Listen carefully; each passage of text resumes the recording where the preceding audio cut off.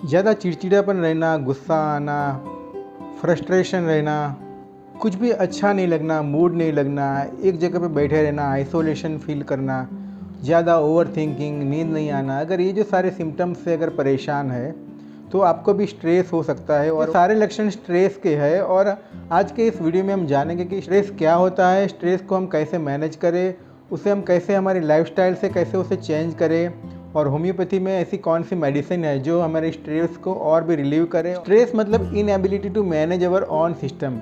कोई भी काम हम करें जो हमारी क्षमता के बाहर का होता है, हमारी कैपेसिटी के बाहर का होता है, तो तुरंत हमें स्ट्रेस महसूस होता है।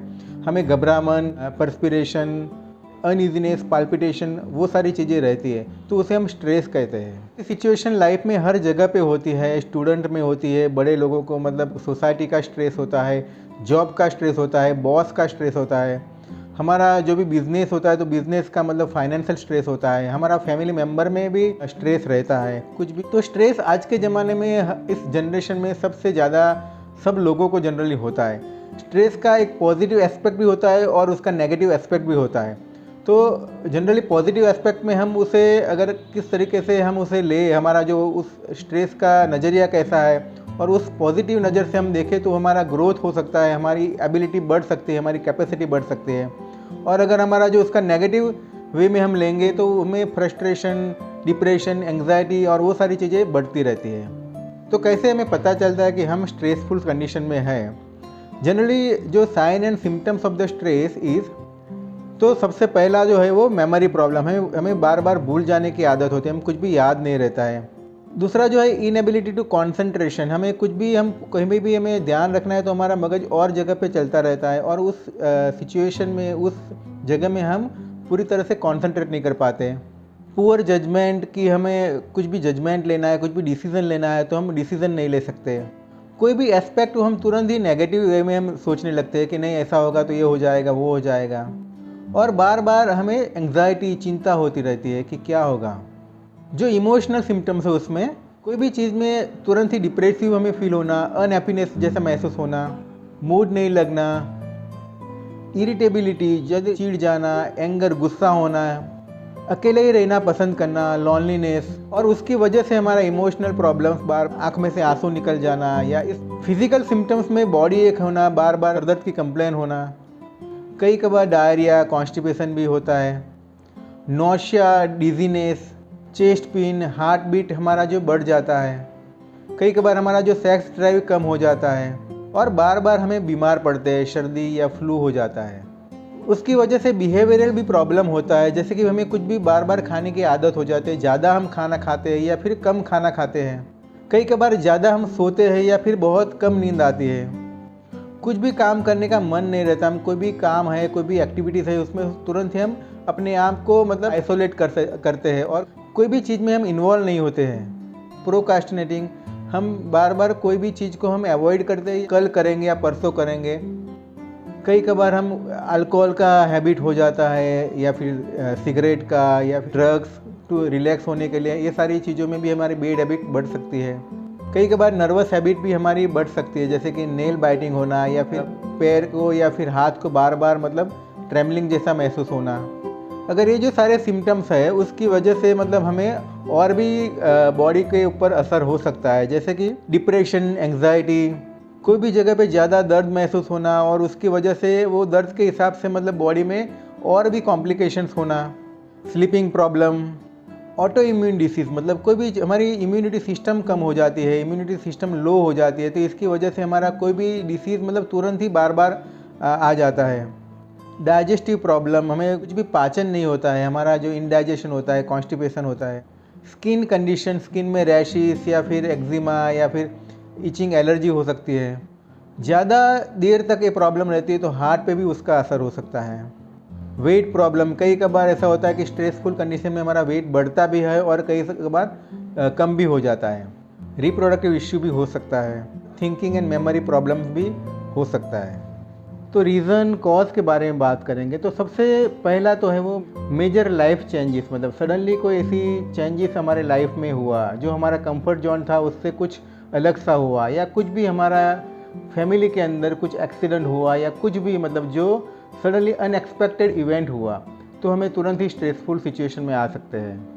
स्कूल या फिर वर्क, जैसे कि कोई भी स्कूल के अंदर हमारा नंबर 1 नहीं आया तो भी स्ट्रेस रहता है, या फिर हमारा मार्क्स कम आया तो भी स्ट्रेस रहता है। रिलेशनशिप में कोई भी दिक्कत आती है तो भी हमें स्ट्रेस रहता है।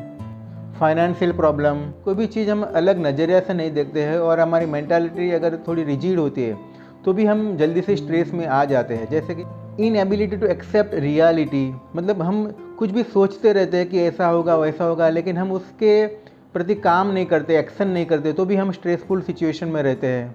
कुछ ना कुछ हम नेगेटिव सेल्फ टॉक करते रहते हैं कि मेरे साथ तो ऐसा ही होगा, मेरे साथ ऐसा ही होगा, कुछ भी अच्छा नहीं होगा, कुछ भी मतलब बुरा ही होगा मेरे साथ। तो इस तरह का नेगेटिव सेल्फ टॉक से भी हमारा स्ट्रेसफुल कंडीशन बढ़ता है। प्रोकास्टिनेशन, मतलब कोई भी चीज़ हम आज की जो चीज़ें हमें करने की है वो हम कल के ऊपर डाल देते हैं, परसों के ऊपर डाल देते हैं, तो फिर भी क्या होगा कि वो आगे जाके स्ट्रेसफुल कंडीशन क्रिएट होगा। सबसे ज़्यादा जो स्ट्रेसफुल लाइफ सिचुएशन होती है वो death of the spouse, divorce, marriage separation, imprisonment, death of our close family member, injury और एक्सीडेंट, कोई भी ऐसी बीमारी, जॉब लॉस, रिटायरमेंट, ये सारी सिचुएशन एक स्ट्रेस ट्रिगरिंग फैक्टर होता है। How to handle the stress, how to manage our stressful situations and events. जब भी ऐसा कोई भी स्ट्रेसफुल कंडीशन या स्ट्रेसफुल सिचुएशन या इवेंट में हम आ गए हैं तो हमें अपने आप को बैलेंस करना बहुत ज़रूरी है, हमारा माइंड सेट को बैलेंस करना बहुत ज़रूरी है। थोड़ा सा बैलेंस करके अपने आप को समझना है, इवेंट को समझना है, सिचुएशन को अच्छी तरह से समझना है, फिर बाद में उसके ऊपर हम डिसीज़न लेंगे तो हमारा मैच्योर डिसीज़न होगा।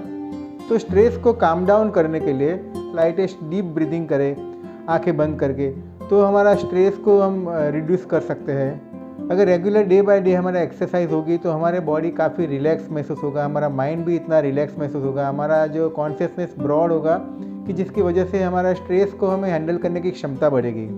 जॉइंट की एक्सरसाइज, मसल्स की एक्सरसाइज, वो भी हमें स्ट्रेस रिलीवर में काम करते हैं। स्ट्रेस टेक ए ब्रेक, अगर हम पूरे 7 दिन तक मतलब काम करते रहे तो थोड़ा सा ब्रेक लो। पूरे दिन अगर हम काम करते रहे तो थोड़ा सा बीच बीच में हम ब्रेक लो और हमारी हॉबीज़ के पीछे परस्यू करें, हमें जो भी अच्छा लगता है उसके पीछे हमारा थोड़ा सा टाइम दो। हमारी जो नेचुरल एबिलिटी को बढ़ाए तो भी हमें काफ़ी अच्छी तरह से हम स्ट्रेस को भी रिलीव कर सकेंगे और हमारी एबिलिटी को भी बढ़ा सकेंगे।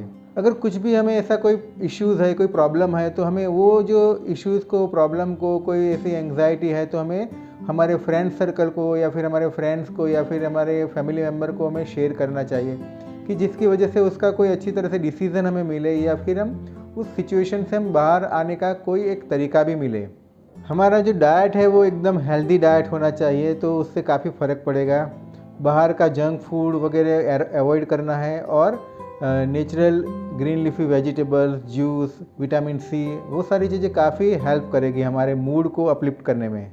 टाइम मैनेजमेंट को हम अच्छी तरह से मैनेज करना सीखें। प्रॉपर जो रेस्ट है, स्लीप है, वो जो भी हमारी बॉडी की प्रॉपर रिक्वायरमेंट है उसे फुलफ़िल करें। कोई भी ऐसी सिचुएशन है या फिर कोई भी ऐसी इवेंट है तो अगर जो हमारे बस में नहीं है, हमारी कैपेसिटी के बाहर है, तो उस सिचुएशन को, उस इवेंट को एक्सेप्ट करना सीखो। सबसे पहले उसको मतलब अलग नज़रिए से देखो कि क्या ये मेरे से हो पाएगा या नहीं हो पाएगा। हमारी एबिलिटीज़ को बढ़ाने के लिए पहले तो हम एक्सेप्ट करेंगे, हमारी एबिलिटी को हम देखेंगे, फिर बाद में धीरे धीरे स्लोली एबिलिटी को ग्रो कर सकते हैं। सबसे जो बेस्ट तरीका है वो योगासन, प्राणायाम और मेडिटेशन। 15 से 20 मिनट अगर हम रेगुलर अपने आप को टाइम देंगे, अपने आप को जानेंगे, अपने आप की हमारी जो फीलिंग्स है, हमारा इमोशंस को हम पहचानेंगे, तो ये सारी चीज़ें हम मेडिटेशन से काफ़ी अच्छी तरह से हमें हेल्प मिलती है कि हम अपने आप को जान सकते हैं, हमारी फीलिंग्स, इमोशंस, हमारी कैपेबिलिटीज़। 3 मिनट तक हर रोज़ हमें मेडिटेशन करना है। हमारे जो डीप ब्रीदिंग या फिर एक्सरसाइज और योग प्राणायाम करेंगे तो उससे काफ़ी हेल्प करेगा।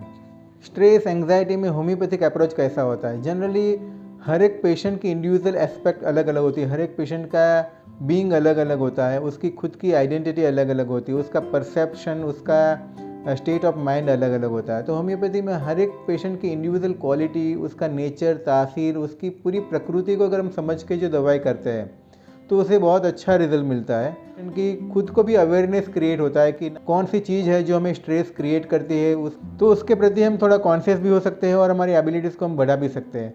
लेकिन कई ऐसी मेडिसिन है जो होम्योपैथी में बहुत अच्छी तरीके से स्ट्रेस को रिलीव करती है, हमारे माइंड स्टेट को काम करती है।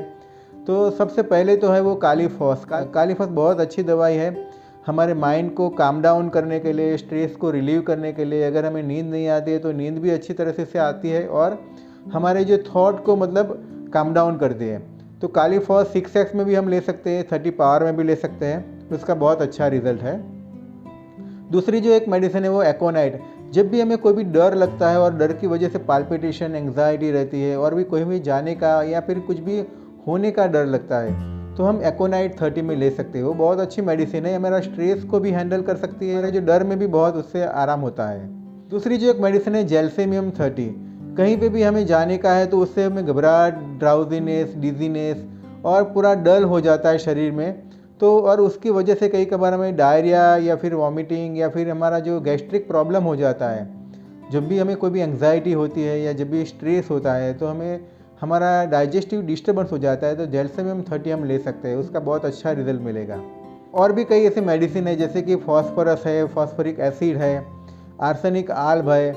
हमारी बॉडी की प्रकृति के हिसाब से हम दवाई देंगे तो उससे बहुत अच्छा रिजल्ट मिलेगा। जैसे कि नेट्रम म्यूर है, वो भी एक अच्छी दवाई है। अगर सडन कोई हमारा फैमिली मेम्बर्स में लॉस हो गया या फिर किसी को प्रॉब्लम हो गया तो हम नेट्रम म्यूर 30 भी ले सकते हैं, उससे भी हमें काफ़ी फ़ायदा होगा। और भी अगर कोई आपको डिसीज़ कंडीशन के बारे में या फिर मेडिसिन के बारे में आपको कुछ भी जानकारी चाहिए तो आप मुझे कमेंट बॉक्स में कमेंट भी कर सकते हो।